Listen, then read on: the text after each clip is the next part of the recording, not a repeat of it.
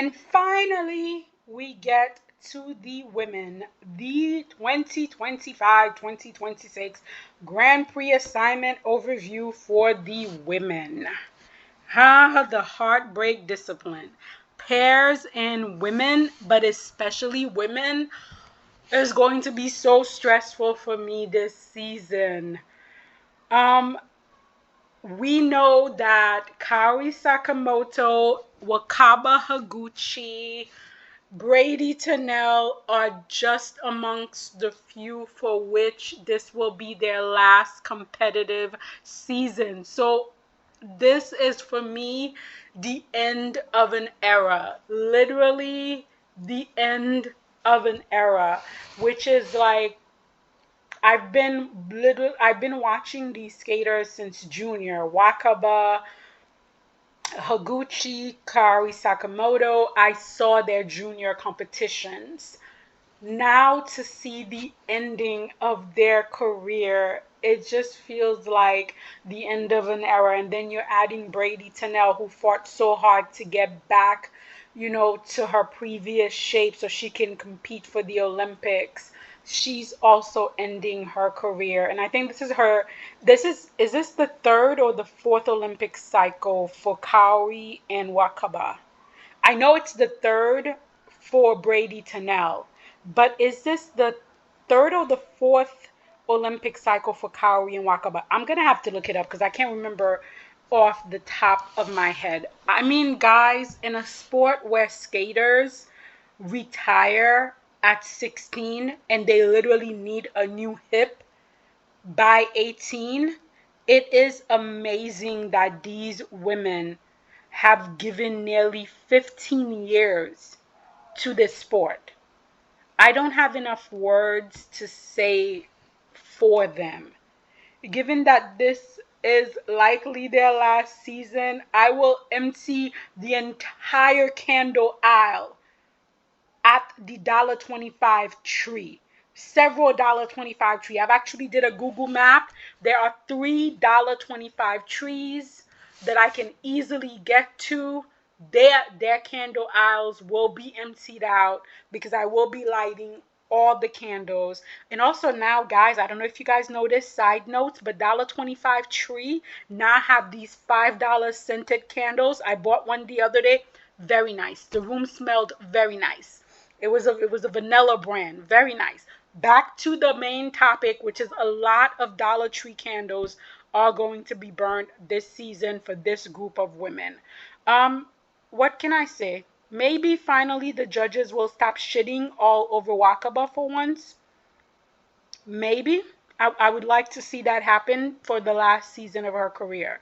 I feel like by the end of the season, we probably will have more retirement notice because this is the end of an era. This literally is this particular group of women who have given so much time, dedication. They feel like it's okay. Now getting to the Grand Prix. Kaori is starting her season really early. She is starting at Grand Prix de France. I'm assuming she's going to have a couple of senior Bs and a couple of challengers before this, but she is starting right at Grand Prix de France. I am surprised by this move made by Kaori. I feel like Kaori is usually a skater who slowly grows into her programs. But from what I saw on from Dance on Ice, both programs seem to be well underway. Honestly, Kaori is a skater who always gives me a sense of comfort. Kaori will fight and she'll get the job done. It might not be perfect, but the job will be done. She is not one of my anxiety children. Also at this event, we do have Amni Nakai, who is making her senior debut here. And the big question mark is she going to do the triple axel, which she has been doing as a junior? Again, I'm not a big fan of the ultra difficult elements in skating unless the foundation and the techniques are sound. I do feel like Ami does have a sound technique. But unless Amni can consistently land this jump throughout the season, I don't know where to place her. We're also going to have, because of course at every competition we're going to have 3 Japanese women just stressing my heart out. We're also going to have Rion Simoyoshi, who has a quad toe in her arsenal. Rion has grown in her skating skill over the season, and she's always an interesting addition to any competition. So having her here is definitely going to be interesting. At Grand Prix de France, we are going to have South Korea, who has only 2 spots for the women at the Olympic, which means a bloody battle bath at all the home events. They're going to start their international fight at this event right off the bat with Cheon Kim and Young Yu. Cheon is known for her consistency and her steadfast competitive nature. Unfortunately, Worlds was not the outing that Cheon wanted. However, this is not an indicator of her talent. I feel like this was more circumstances. I believe she was in a car accident. There was just a lot of external factor leading to that competition. If Cheon can learn to emote and project, and we could combine that with her consistency, she will always be a dark horse in my mind. So we also have the return to competition for Young Yu. The last few years off and on ice, Young has struggled. She has faced a lot of difficulties and a lot of struggles. Now we're gonna get to see how did a year out of competition affect her. I did see some of her Instagram posting where she's doing the triple axel, triple toe, but we see these Instagram postings all the time. We have to wait and see what happens in actual competition. Much like the Japanese women's situation, the South Korean women have a fight on their hands for the Olympic team. Yu is going to be one of the primary competitors in this gladiator bloodbath, but until I've seen some senior Bs, again, in a couple of challenges, I just don't know where to place her. The US ladies, while lacking the depth of some of the other countries, also have some internal battles on their hand. So at this event, we're going to have Isabel Vito. She is a fan favorite. She also has a strong, like when I say a strong will to fight, that child has a strong will to fight. I have so much that I love about this young skater. Last year was a struggle with under rotated jumps as well as injuries. I have said it from the start of her career. I hate the fact that they taught this wonderful skater the shitty teamplushenko jump technique. To teach such a hideous jump technique to this beautiful skater breaks my heart. I have to see how her jump progress, because I already know Isabel is gonna have everything else, the packaging, the program. She's gonna come prepared for the Olympic season. I just have to see where the jumps are at this junction.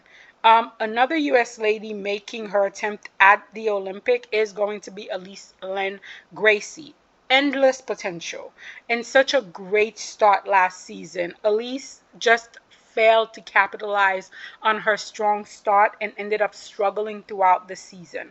The skill is there, however, the ability to compete at such a high level, I feel require both physical and mental fortitude. I just don't know if the mental part is quite there. And also, I'm not a big fan of, her coaching staff. I'll leave it at that. I hope Elise can find that balance this season, adding, because this would definitely add that much needed spice to the women's battle. We move over to Cup of China. Fortunately, Cup of China will not require much candle burning for me. Here we will see current world champion Alyssa Liu. What a comeback. Nothing is better for this sport than an athlete who is skating on their own term. I can't confirm this, however, it seems like Alyssa came back for herself and on her own term. There was a lightness and a joy to her skating. I hope that this season Alyssa continues along this line, enjoying each competition, opening up to us fans, and taking us along with the journey that she's on. last season, I loved Alyssa's short program, and I also found her long program to be quite enjoyable. What kind of materials will we see from Alyssa this season? I haven't seen any announcement yet on either Twitter or Instagram. I am also impressed by the US decision to let their star athletes go head to head at the start of the event, because not only do we have Alyssa here, we also have Amber, a strong contender for the Olympic team. While I may need to light one or two candles for Alyssa, the need for Amber will be an entire aisle. Yes, an entire aisle will be emptied out just for Amber Glenn. I feel like Alyssa is pretty steady. My heart is not going into cardiac arrest when she skates. I feel like the minute Amber steps on the ice, Amber Glenn is sending me straight into cardiac arrest. She wants me to go meet the Lord of Darkness. She wants me to take a trip into the underworld to go say hi to Hades. That is how stressful she is on my heart. Uh, we are already, I am already willing and able to give Amber every title that skating has to offer. Amber has moments of brilliance that leaves all of us in the fandom just breathless. However, inconsistency is a constant for Amber. With mental health care and self care, I hope to see Amber not only gaining consistency, but also triumphing. This head to head with Alyssa so early in the season will provide us a glimpse into Amber's current state, and I pray it is a positive look into it. We also have Kimmy Rippon, another potential fill yet inconsistent skater that's going to need some candles for me this season competing here. I personally loved Kimmy's short program last season, and her long program was okay. For me, Kimmy is well packaged and understands social media marketing. If you ever go on her Instagram, she just is giving you everything. Her jumps for me, they lack heights and they lack substance currently. They don't feel like however, with good consistent jumps and the right program, I can see the judges being very generous to Kimmy. Jia Chen is making her senior debut at this event, and I'm so looking forward to it. I know last season was a struggle for Jia.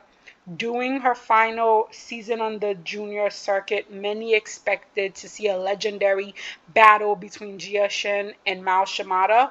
Unfortunately, Jia struggled that season, but there was a change in her location. There was a change in her coaching staff. She moved from South Korea to Canada. She left her longtime coach to work with Brian Orser. The young Jia Chen had she had a turbulent year, and it was filled with changes. You know, Gia currently only has one Grand Prix assignment, and I hope she gets a second one. I thought that South Korea would throw their support behind Gia and give her two Grand Prix assignments. For me, the goal would be to put Gia in front of the judges for the for the upcoming Olympic. We all know how much the International Olympic Committee and the NISU loves a new fresh face for figure skating. So I thought the South Korean would play up that card, but I guess they decided not to. It remains to be seen how Gia will do in her senior debut, how she'll do in her senior season. She does have some early, grand, senior B challenger events, so we will get to see her before she even hits the Grand Prix. So we'll get to have a glimpse of where she's at. We also get another South Korea head-to-head, this time between Gia and Hyen Lee. Hyen goes into the Olympic season with a ninth place finish at World, and that is her most notable outing of last season. 2 seasons ago, Hyen was seen as a true contender to go head to head with Kaori Sakamoto. However, with a suspension and a legal battle, Hyen also struggled last season. It didn't quite manifest that way. With a year of competition under her, it is possible that we may see the world silver medalist form of Hyen back for the Olympic season. Um, Again, the senior B events this season will be brutal, and we will get to see these women compete over and over again before they even make it to the Olympic. From Europe, we will have one of my favorite, Anastasia Gabanova. I might not like her programs, but I do like Anastasia. Last season, my heart broke for Gabanova as she failed to earn an Olympic spot at World. It was a very hard world for her. So Anastasia will be one of the many skaters making their way to China for the Olympic qualifier, trying to earn a spot for her country. While I personally like the fight and grit of Gabanova, honestly, her programs and packaging just leaves much to be desired. I really, really wanted her to get like some good programs and good packaging this season. But I guess the skating deities went out for lunch when I was sending out this prayer. We also have, once again, three Japanese women here, as we will see throughout, I think, almost every Grand Prix competition. Um, to be honest, these three young women, Rino Matsuki, Hana Yoshida, and Renka Watanabe, are all about the same level. It's hard to say how this will play out. Rino has a delicate and lightness to her skating that just moves me. Hannah always, while Hannah always comes with these unique programs that are specially like just tailored to her. Rinka comes with the fight. She is a fighter. You know she's gonna grit it out. So how it will play out between all of these different skaters with such different styles remain to be seen. The Chinese women, this is Cup of China, but the Chinese women have left their to be decided two spots wide open. So they only have named one skater for the Grand Prix, which is Yu Shui. Am I saying that right? Yishu? I think that's how you say it. Yishu. We maybe we'll get to see N Zaiji Nini. Maybe we'll get to see her fill one of these spots, but I'm not sure. I've seen a couple of the, Chinese internal competition. Nini has struggled throughout these competition, but so has all of the, senior women. The junior women seem to be like building a strong program, but the senior women seem to be struggling. So I'm not too sure which of the, if China is gonna decide to use both of that to be decided spot, and if so, which two, Chinese skaters we will see at this event. All of that remains to be seen. Then like Skate Canada, we'll have several of my favorite skaters here. We have my girthy jumper, Sarah Mo Dupree. We have the ever unique and interesting Laura Naki Goodman. We also have for me the divine skater, Yuna Aoki. And then we will also have the lovely Mona Shiba. We also get a new gun in the form of Amni Nakai and her triple axel. From these skaters, I am expecting exciting, electrifying, and delightful skating. Aside from these personal favorites of mine, we will also see several battles ensuing at this event, starting with Nina Pizzaroni, who is determined to unseat her compatriot Luna Hendrick. Nina was plagued with under rotation call last season, and I feel like this is the greatest roadblock to Nina. She must overcome these under rotations if she wants to defeat Luna, but also get on the podium internationally. She has to fix that. Madeline Skizas. I think I said that right. I practiced really hard on Madeline's last name. Madeline Skizas is also looking to make an impact on home ice. With Madeline, we get moments of brilliance and then we get a lot of inconsistency. This season, Madeline will also face several homegrown competitors ready to take her down, so she's going to have to fight. However, the most intense competition at this event will be between the US women. We have an Olympic spot on the line, and these women have both everything to gain and lose at these competitions. Sarah Everhart had an amazing season last year with a consistency that was unmatched. Sarah has a great jumping foundation with solid skating. I hope this season we see improvement in the presentation, the skating skill, and the packaging. I really hope that Sarah and her team start thinking about her skating holistically in terms of the whole package. When we speak of perseverance and fighting spirit, we must mention Brady Tennell. Coming back from injury, Brady seems determined to get back on the Olympic team. While I personally admire Brady's determination, you guys know I'm not a big fan of her packaging or her programs. Brady also suffers from under-rotation call. How will Brady and her team deal with these issues this season, I feel will determine her possible potential abilities to make the team. Lastly, we have Isabel 19 Life Levito. If You Can't Count Me Out was a person, it would be Isabel. There's so much I love about this skater. Isabel is a very likable skater with so much ice present, and the it factor is at another level. There are moments in her skating that are absolutely lovely, and she gives you memorable positions. Oh, but that horrible Iteri jump technique. Ah, ah, ugh. Then we get to NHK Trophy.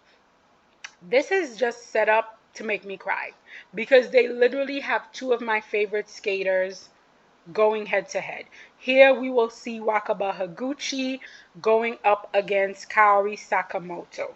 For Kaori, this will be her chance to book a ticket to the Grand Prix final, while for Wakaba, this will be her first competition.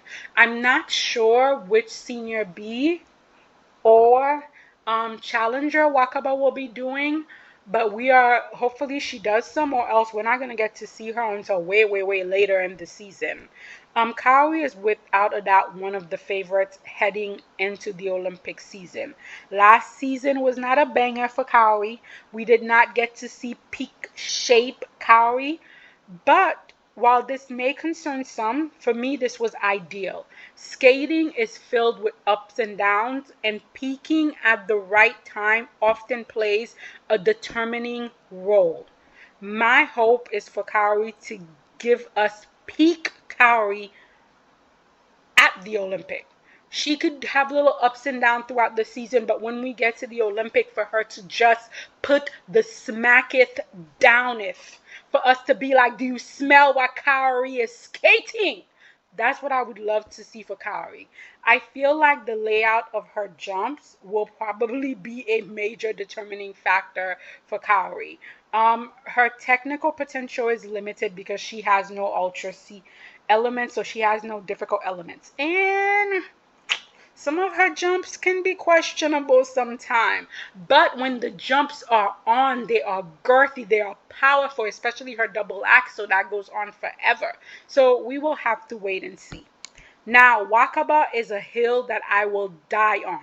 Yesterday, today, and tomorrow, I stand firm in the belief that the International Skating Union, ISU, and the International Olympic Committee, IOC, owe Wakaba Higuchi an Olympic medal. The placement of Wakaba after the short program at the Beijing Olympic was criminal. I have too many videos on this subject, so I will stop my rant here. Going into the Olympic cycle, I will be brutally honest and say I have to burn every candle that I could get my hand on the $1.25 tree store. And if I have to go to some other stores, so be it. Wakaba will get the rightfully deserved Olympic medal. Japan is keeping one spot as a to be decided, the TBD, and I hope they give it to Yuna Aoki. You guys know how much I love her. I think she's divine. I hope they give it to Yuna Aoki. Without a doubt, one of the most beautiful skaters on ice today. Another skater that I'm very concerned for is Luna Hendrick, making her comeback from surgery. Her last competitive season was heartbreaking and the road ahead of her is difficult. However, there is hope. ISU and the judges like Luna. Should she deliver, they will give her the scores that she needs.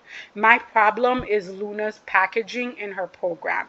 I think Luna has outgrown her current choreographer and whoever is putting her packaging together. Luna needs to come out packaged as a world-class skater with something new, fresh, and interesting. I don't see that happening if she stays with the same group. Luna also has a battle on her hand because Nina Pizzaroni has made it clear she wants that throne. She coming for her. There is much on the line for both of these skaters. We also have several other interesting skaters at NHK. Queen of Giant Jumps, Anna Pizzetta. Oh my God. Will make her her senior Grand Prix debut here. I love the power, the height, the ice coverage of this skater. However, the ability to control her jumps is not there yet. But if she could gain that control, I'm willing to put her on every podium. We also have Catherine Medlin Spencer. Enjoyed her last season. Very nice skater. Very palatable. Very nice. Sofia Samandolkina, a dark horse skater for me. She made an impression last season.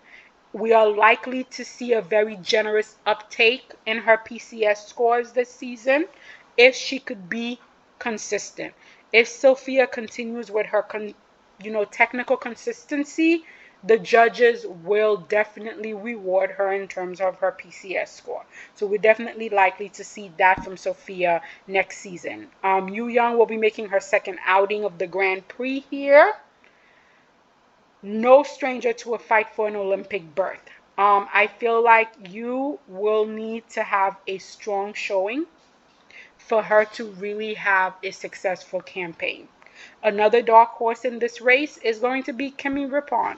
So close to a Grand Prix medal last season. Hopefully that the outcome of last season will be a driving force for her this season.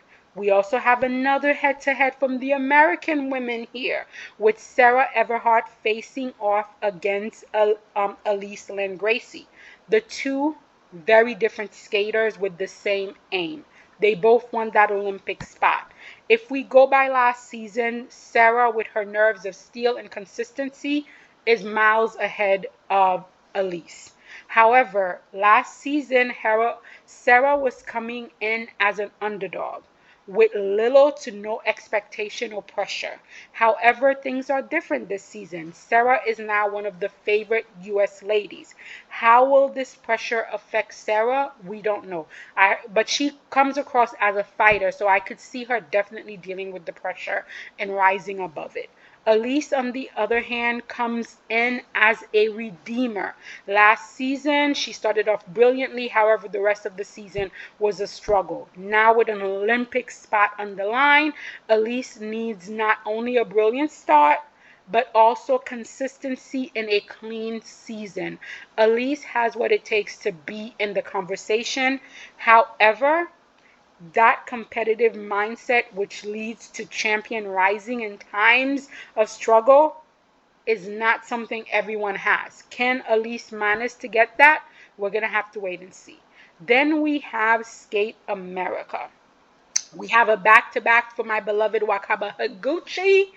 where it will be another trip to the $1.25 tree for candles because the Grand Prix final is a must.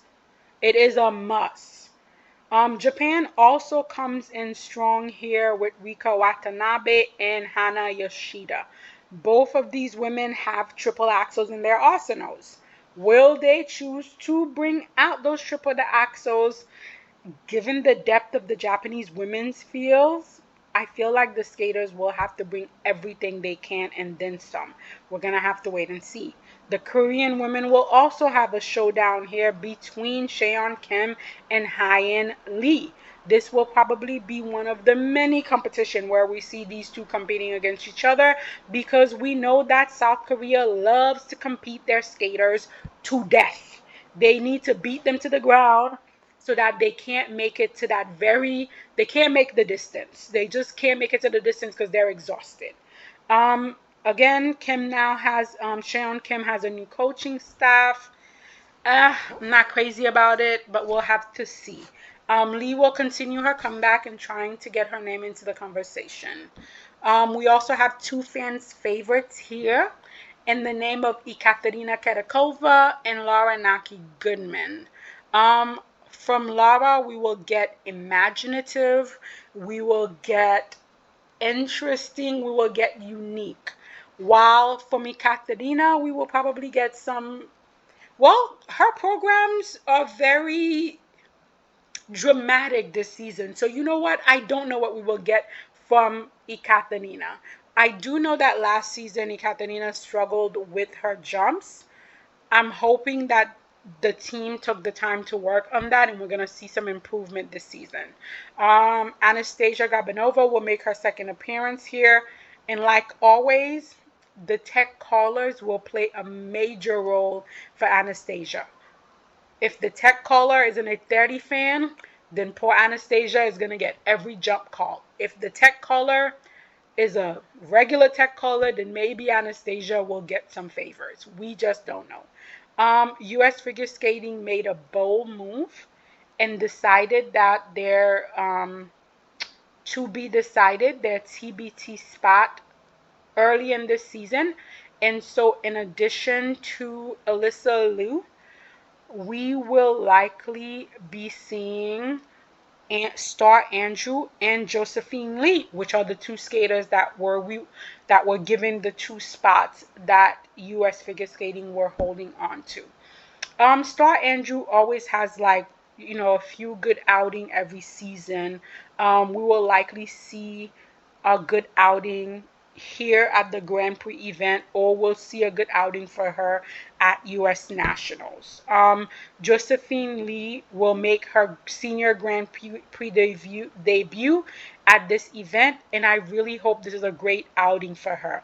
Josephine has that aesthetic skating style that I love. She is a well-balanced skater, and I just need her to confidently deliver what she's fully capable of. I would love to see that.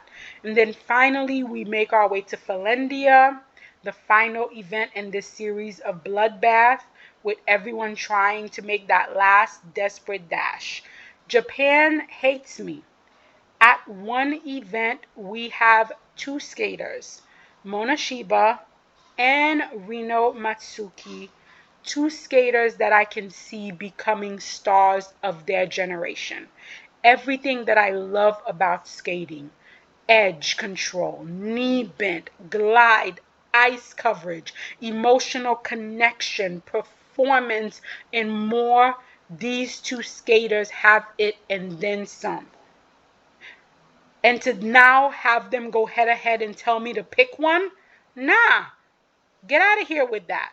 As if that was not enough, we also have Rion Sumiyoshi, who has not only fabulous skating skills, but might also give us a quad. I swear Japan does not want me to have a moment of peace. They want me to be in a constant state of cardiac arrest. The American women also are not helping my heart at this event because we're going to have Amber Glenn and Brady Tennell fight it out here. Both of these women have compelling stories. However, there are only 3 spots on the podium and only 3 spots to the Olympics. Don't ask me to make a decision. I can't. We also have like Lida Kahun.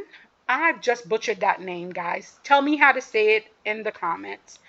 She will make her senior Grand Prix debut here. She was a favorite on the junior circuits. I really like her, and I hope she has a nice transition into, her senior competitive career.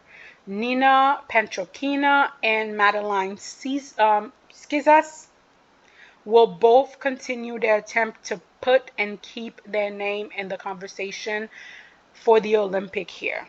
One of the main stories here will be Luna Hendricks in her post-surgery comeback. I have said this and I continue to say this. Luna needs an overhaul. In terms of everything, coaching, choreographer, she needs an overhaul. Jumps aside, if Luna can get an overhaul and she could get the right packaging, the right music, the right choreography, honestly, the judges would give her the world. They really would. For me, this is just an overview of the skaters that does not consider how I think they will rank at these events. Honestly, there are just too many factors for me to make predictions on how these events will play out. I want to at least see a few senior Bs. I want to see a few challenger events before I start trying to make predictions. Having said that, I always love a dark horse. An unpredicted winner at these events always makes me so happy. Getting everything wrong after all my calculations and data review is just as much fun for me as getting everything right. What will we see on this Grand Prix Series event? Who will step it up and deliver at the plate? Who will surprise us? Who will break our heart? I cannot wait for all of it to unfold. This was my assessment and take on what I think will happen with these skaters' progress as they make their way towards the Grand Prix. But you guys let me know in the comments.